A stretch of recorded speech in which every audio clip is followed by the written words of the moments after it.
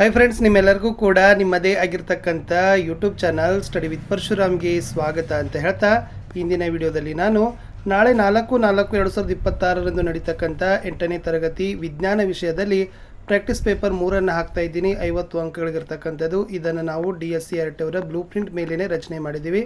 ತುಂಬ very most important ಇದೆ. ಮೊದಲ 2 ಪ್ರಶ್ನೆ ಪತ್ರಿಕೆಗಳನ್ನ ಸಹಿತ ಅಭ್ಯಾಸ ಮಾಡಿ.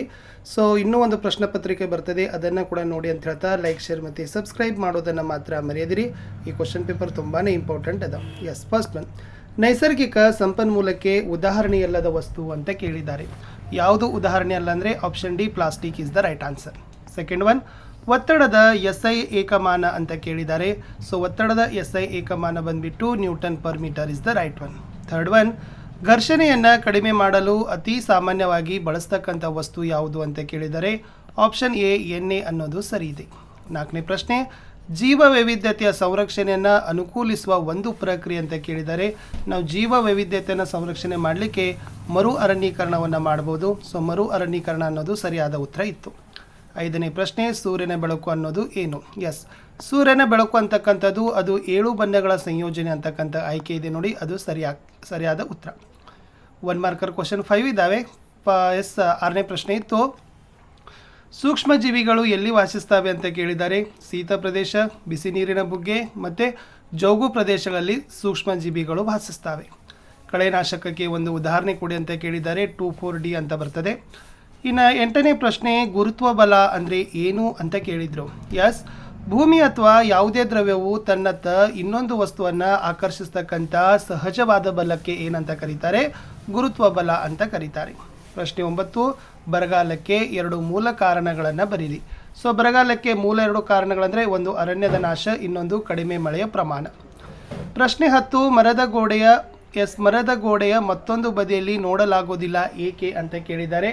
ಬಿಕಾಸ್ ನಾವೇನು ಹೇಳ್ಬೋದು, ಮರದ ಗೋಡೆ ಅಂತಕ್ಕಂಥದ್ದು ಒಂದು ಅಪಾರದರ್ಶಕ. ಸೊ ಹೀಗಾಗಿ ಮತ್ತೊಂದು ಬದಿಯನ್ನು ನಾವು ನೋಡಲಿಕ್ಕೆ ಸಾಧ್ಯನೇ ಇಲ್ಲ. ಇಷ್ಟು 1 ಅಂಕ ಇತ್ತು. 2 ಅಂಕದ 6 ಪ್ರಶ್ನೆ ಇದ್ದಾವೆ. ಸೊ ಪ್ರತಿಯೊಂದಕ್ಕೆ 2 ಅಂಕ, ಟೋಟಲಿ 12 ಅಂಕ. ಉಳುಮೆ ಎಂದರೇನು? ಉಳುಮೆಯ 2 ಅನುಕೂಲಗಳನ್ನು ಬರೀರಿ ಅಂತ ಕೇಳಿದರು. ವೆರಿ ಸಿಂಪಲ್ ಆಗಿ ಬರಿಬೋದು ಫ್ರೆಂಡ್ಸ್. ಉಳುಮೆ ಅಂದರೆ ಮಣ್ಣನ್ನು ತಿರುವಿ ಹಾಕಿ ಸಡಿಲಗೊಳಿಸ್ತಕ್ಕಂಥ ಒಂದು ಪ್ರಕ್ರಿಯೆಯನ್ನು ಏನಂತ ಕರೀತಾರೆ? ಉಳುಮೆ ಅಂತ ಕರೀತಾರೆ.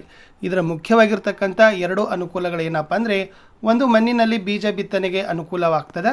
ಓಕೆ, ಎರಡನೇದು ಗೊಬ್ಬರ ಮತ್ತು ನೀರಿನ ಪೋಷಣೆಗೆ ಸಹಾಯಕವಾಗಿದೆ ಅಂತಕ್ಕಂಥ ಆಯ್ಕೆಯನ್ನು ನೀವು ಬರಿಬೇಕಿತ್ತು.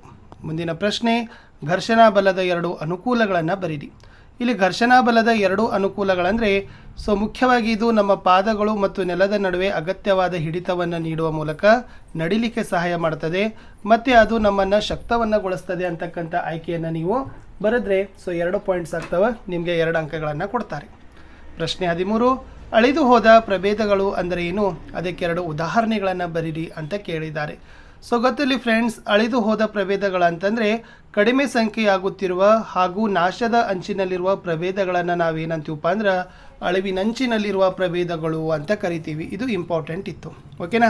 ಆಮೇಲೆ ಮುಖ್ಯವಾಗಿರ್ತಕ್ಕಂಥ 2 ಉದಾಹರಣೆಗಳಂದರೆ ಒಂದು ಕೃಷ್ಣ ಮೃಗ, ಇನ್ನೊಂದು ಚಿನ್ನದ ಬಣ್ಣದ ಬೆಕ್ಕು. ಓಕೆ, ಇವೆರಡೂ ಕೂಡ ಏನಾಗಿದಾವಪ್ಪ ಅಂದ್ರೆ ಅಳಿವಿನ ಅಂಚಿನಲ್ಲಿರುವ ಪ್ರಭೇದಗಳಿಗೆ ಉದಾಹರಣೆಗಳು ಆಗ್ತವೆ.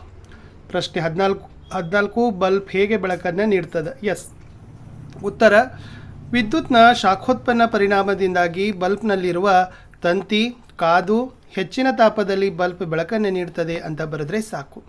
15ನೇ ಪ್ರಶ್ನೆ, ಮೋಡಗಳಲ್ಲಿ ವಿದ್ಯುತ್ ಆವೇಶಗಳು ಹೇಗೆ ವಿಸರ್ಜನೆ ಆಗ್ತವೆ? ಎಸ್, ಗುಡುಗಿನ ಸಮಯದಲ್ಲಿ ಋಣ ವಿದ್ಯುದ್ದಾವೇಶಗಳು ಮೋಡದ ತುದಿಯಲ್ಲಿ ಹಾಗೂ ಧನ ವಿದ್ಯುದ್ದಾವೇಶಗಳು ಭೂಮಿಯ ಸಮೀಪದಲ್ಲಿ ಸಂಗ್ರಹವಾಗಿ ಒಂದಕ್ಕೊಂದು ಸಮೀಪಿಸಿದಾಗ ಆವೇಶಗಳು ವಿಸರ್ಜನೆ ಆಗ್ತವೆ. ಪ್ರಶ್ನೆ 16, ಪ್ರತಿಫಲನದ ನಿಯಮಗಳನ್ನು ಬರೀರಿ. ಮೊದಲ ನಿಯಮ ಹೇಳ್ತದೆ, ಪತನ ಕೋನ ಪ್ರತಿಫಲನ ಕೋನಕ್ಕೆ ಸಮಾನ ಇರ್ತದೆ. ಎರಡನೇದು, ಪತನ ಕಿರಣ, ಪ್ರತಿಫಲಿತ ಕಿರಣ ಮತ್ತು ಲಂಬ ಇವೆಲ್ಲ ಏನಾಗ್ತವಪ್ಪ ಅಂದ್ರೆ ಒಂದೇ ದಿಕ್ಕಿನಲ್ಲಿರ್ತವೆ, ಒಂದೇ ಸಮತಲದಲ್ಲಿರ್ತವೆ ಅನ್ನೋದನ್ನು ಬರೆದ್ರೆ 2 ನೀವು ಪ್ರತಿಫಲನದ ನಿಯಮಗಳನ್ನು ಬರೆದಂಗಾಯಿತು. ಇನ್ನು 3 ಅಂಕದ 5 ಪ್ರಶ್ನೆಗಳಿರ್ತವೆ. ಸರಿಯಾದ ಉತ್ತರಕ್ಕೆ 3 ಅಂಕ, ಒಟ್ಟು 15 ಅಂಕ. ಪ್ರಶ್ನೆ 17, ಸಾಂಕ್ರಾಮಿಕ ರೋಗಗಳು ಅಂದರೆ ಏನು? ಕಲುಷಿತ ನೀರು ಮತ್ತು ಗಾಳಿಯಿಂದ ಹರಡೋ ಸೋಂಕಿತ ರೋಗಗಳಿಗೆ ಉದಾಹರಣೆಗಳನ್ನು ಬರೀರಿ. ಎಸ್, ಉತ್ತರ, ಸೋಂಕಿತ ವ್ಯಕ್ತಿಯ ಮೂಲಕ ಆರೋಗ್ಯವಂತ ವ್ಯಕ್ತಿಯ ಗಾಳಿ, ನೀರು, ಆಹಾರ ಅಥವಾ ದೈಹಿಕ ಸಂಪರ್ಕದ ಮೂಲಕ ಹರಡೋ ಕಾಯಿಲೆಗಳಿಗೆ ನಾವೇನಂತ ಕರಿತೀವಪ್ಪ ಅಂತಂದ್ರೆ ಎಸ್ ಸಂಪರ್ಕದಿಂದ ಹರಡ್ತಕ್ಕಂಥ ರೋಗ ಅಥವಾ ಅದನ್ನೇ ನಮಗಿರ್ತಕ್ಕಂಥ ಇನ್ನೊಂದು ಹೆಸರು ಸಾಂಕ್ರಾಮಿಕ ರೋಗಗಳು ಅಂತ ನಾವೇನು ಮಾಡ್ತೀವಪ್ಪ ಅಂತಂದರೆ ಕರಿತೀವಿ. ಓಕೆನಾ. ಸೊ ಇದಕ್ಕೆ ಮುಖ್ಯವಾಗಿರ್ತಕ್ಕಂಥದ್ದು ಏನಪ್ಪ ಅಂದರೆ ಸಾಮಾನ್ಯವಾಗಿ ಶೀತ, ಕ್ಷಯ ಇವೆಲ್ಲ ನಮಗೆ ಕಲುಷಿತ ಗಾಳಿಯಿಂದ ಹರಡ್ತಾವೆ. ಆಮೇಲೆ ಅತಿಸಾರ ಮತ್ತು ಟೈಫಾಯ್ಡ್ ಕಲುಷಿತ ನೀರಿನಿಂದ ನಮಗೆ ಏನಾಗ್ತಾವಪ್ಪ ಅಂದರೆ ಈ ರೋಗಗಳು ಬರ್ತಾವೆ. ಇದನ್ನು ಕೂಡ ನೀವು ಬರಿಬೇಕಿತ್ತು. ಮುಂದಿನ ಪ್ರಶ್ನೆ, ಘರ್ಷಣೆ ಒಂದು ವರವೂ ಹೌದು. ಆಮೇಲೆ ಒಂದು ವಿವರಿಸಿರಿ. ಘರ್ಷಣೆ ಮೇಲೆ ಪ್ರಶ್ನೆ ಇತ್ತು. ಸೊ ಮುಖ್ಯವಾಗಿ ಘರ್ಷಣೆ ಸುಲಭವಾಗಿ ಚಲಿಸಲು, ಎರಡು ವಸ್ತುಗಳನ್ನು ಬಂಧಿಸಲು, ವಸ್ತುಗಳನ್ನು ಚಲಿಸದೇ ಇರಲು, ವಸ್ತುಗಳ ಚಲನೆಯ ವೇಗವನ್ನು ನಿಯಂತ್ರಿಸಲು, ನಾವು ನಡೆದಾಡಲು, ನೆಲದ ಮೇಲೆ ಸ್ಥಿರವಾಗಿರಲು. ಸೊ ಘರ್ಷಣೆ ಒಂದು ವರನೇ ಇದೆ. ಆಮೇಲೆ ನಮ್ಮ ಪಾದಗಳು ಮತ್ತು ನೆಲದ ನಡುವಿನ ಘರ್ಷಣೆಯು ಸಹಾಯ ಮಾಡ್ತದೆ. ನಾವು ಪೆನ್ ಬಳಸಿ ಬರೆಯುವಾಗ ಅವುಗಳ ತುದಿ ಮತ್ತು ಹಾಳೆಗಳ ನಡುವೆ ಘರ್ಷಣೆ ಕಾರಣ ಆಗಿದೆ. ಬೆಂಕಿ ಕಡ್ಡಿ, ಬೆಂಕಿ ಪೆಟ್ಟಿಗೆ ಮೇಲೆ ಗೀಚಿದಾಗ ಘರ್ಷಣೆಯಿಂದ ಬೆಂಕಿ ಹತ್ತಿಕೊಳ್ಳುತ್ತದೆ. ಇನ್ನು ಅಪಘರ್ಷಕ ತೈಲಗಳ ಎರಡು ಉಪಯೋಗಗಳನ್ನು ಬರೀರಿ ಅಂತ ಕೇಳಿದರು. ಸೊ ಇದು ಘರ್ಷಣೆಯನ್ನು ಕಡಿಮೆ ಮಾಡ್ತದೆ, ಅಧಿಕ ಬಿಸಿಯಾಗುವುದನ್ನು ತಡೀತದೆ, ನಯವಾದ ಸ್ಥಿರವಾದ ವಸ್ತು ತೆಗೆಯುವಿಕೆಯನ್ನು ಸಾಧಿಸ್ತದೆ, ಉತ್ತಮವಾದ ಮೇಲೆ ಸಾಧಿಸಲು ಅಪಘರ್ಷಕ ತೈಲಗಳನ್ನು ಬಳಸ್ತಾರೆ ಅಂತ ಬರೆದ್ರೆ ಸಾಕು. ಮುಂದಿನ ಪ್ರಶ್ನೆ, ನಮ್ಮ ಕಿವಿಗಳ ಮೂಲಕ ಶಬ್ದ ಕೇಳುವಿಕೆಯ ಕಾರ್ಯವಿಧಾನವನ್ನು ವಿವರಿಸ್ತೀರಿ. ಉತ್ತರ, ಈ ಕಿವಿತಮಟೆಯು ಬಿಗಿಯಾದ ರಬ್ಬರ್ ಪದರದ ರೀತಿಯಲ್ಲಿ ಇರ್ತದೆ. ಓಕೆ, ಈ ಶಬ್ದ ಕಂಪನಗಳು ಕಿವಿಯ ತಮಟೆಯನ್ನು ಕಂಪಿಸುವಂತೆ ಮಾಡ್ತವೆ. ಕಿವಿಯ ತಮಟೆಯು ಈ ಕಂಪನಗಳನ್ನು ಒಳಕಿವಿಗೆ ವರ್ಗಾವಣೆ ಮಾಡ್ತದೆ. ಈ ಸಂಕೇತಗಳು ಮಿದುಳಿಗೆ ತಲುಪಿಸ್ತವೆ. ಈ ರೀತಿಯಲ್ಲಿ ನಮಗೆ ಶಬ್ದವನ್ನು ಕೇಳಿಸ್ತದೆ ಅಂತ ಬರೆದ್ರೆ ಸಾಕು. 20ನೇ ಪ್ರಶ್ನೆ, ವಿದ್ಯುಲ್ಲೇಪನ ಚಿತ್ರದಲ್ಲಿರ್ತಕ್ಕಂಥ ಒಂದು ಚಿತ್ರವನ್ನು ಬಿಡಿಸಿ ಭಾಗಗಳನ್ನು ಗುರುತಿಸ್ತಕ್ಕಂಥ ಕೆಲಸವನ್ನು ಮಾಡಬೇಕು. ಸೊ ವಿದ್ಯುಲ್ಲೇಪನ ಚಿತ್ರದಲ್ಲಿ ಮುಖ್ಯವಾಗಿರ್ತಕ್ಕಂಥ ಒಂದು ತಾಮ್ರದ ಪಟ್ಟಿ ಅಂತ ಬರ್ತದೆ. ಓಕೆ, ಆಮೇಲೆ ಇಲ್ಲಿ ತಾಮ್ರದ ಸಲ್ಫೇಟ್ ದ್ರಾವಣ ಅಂತ ಬರ್ತದೆ. ಸೊ ಈ ಥರನಾಗಿರ್ತಕ್ಕಂಥ ನೀವು ಚಿತ್ರವನ್ನು ಏನು ಮಾಡಬೇಕಾಗಿತ್ತು, ಡ್ರಾ ಮಾಡಿ ಅದರಲ್ಲಿ ಭಾಗಗಳನ್ನು ಗುರುತಿಸಿದ್ರೆ ಸೊ ನಿಮಗೆ ಏನು ಮಾಡ್ತಾರಪ್ಪ ಅಂದರೆ ಅಂಕಗಳನ್ನು ಕೊಡ್ತಾರೆ.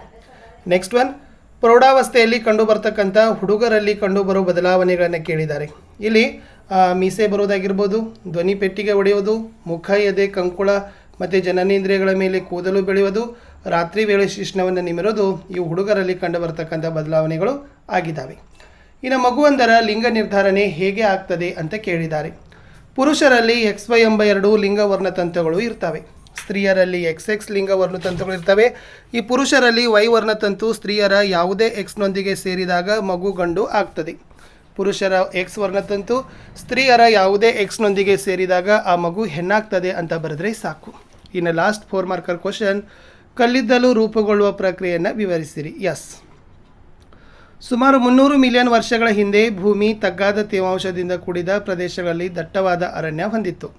ಈ ಪ್ರವಾಹದಂಥ ನೈಸರ್ಗಿಕ ಪ್ರಕ್ರಿಯೆಗಳಿಂದ ಈ ಅರಣ್ಯಗಳು ಮಣ್ಣಿನ ಅಡಿಯಲ್ಲಿ ಹೂತು ಹೋಗಿ ಅವುಗಳ ಮೇಲೆ ಹೆಚ್ಚು ಮಣ್ಣು ಸಂಗ್ರಹವಾಗಿ ಅವು ಸಂಪೀಡನೆಗೆ ಒಳಗಾಗ್ತವೆ ಹಾಗೂ ಹೆಚ್ಚಿನ ಆಳದಲ್ಲಿ ಅಧಿಕ ತಾಪಮಾನ ಮತ್ತು ಒತ್ತಡದಲ್ಲಿ ನಿಧಾನವಾಗಿ ಕಲ್ಲಿದ್ದಲಾಗಿ ಪರಿವರ್ತನೆಗೊಳ್ತವೆ.